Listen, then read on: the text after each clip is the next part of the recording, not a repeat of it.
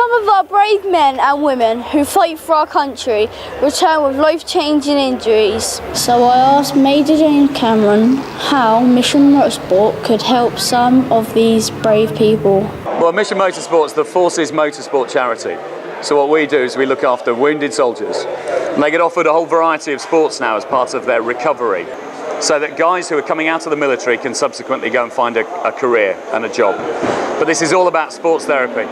We've got 3 new soldiers who are going to be racing this, who've learnt to be racing drivers with our programme which we have. One of them's a single amputee, so he's lost his right leg, still able to drive the car extremely quickly. But also the guys who are looking after the car behind us, they're all wounded servicemen too, from the Falklands War 30 years ago all the way through to Afghanistan this year. So they'll race here through the night. The track isn't illuminated and it's terrifying out there at night time.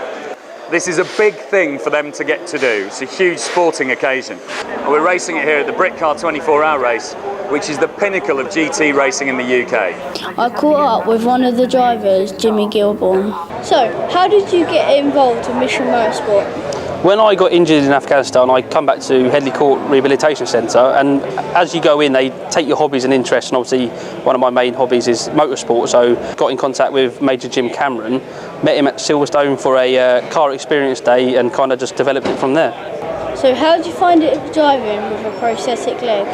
It's a little bit different, but I drive normal manual cars like the race car we have here today, the 370, but the main difference is I can't just pivot my ankle from the accelerator to the brake, so I have to do like one big motion of lifting off completely and then stamping on the brake, and then I have to lift off the brake back onto the accelerator. So what does it feel like driving in the 24-hour Britcar race?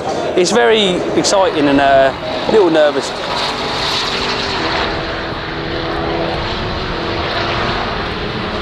Night time was good fun. I quite settled into it quite quickly, and my stint was fine. I was putting in some fastest times, and I did my fastest lap at night time. It was quite strange. But then I got out of the car, Jim got in, and he was doing really well, making places. Then unfortunately we had a bit of an accident on Cops where a car spun out before and just sat himself in like the middle of the track, and Jim went round, didn't see him, and just took our front end out, and as you can see, one damage. There's quite a lot of hours left, so wherever we come will be a good place, but we're slowly climbing through the ranks again, so we're doing okay.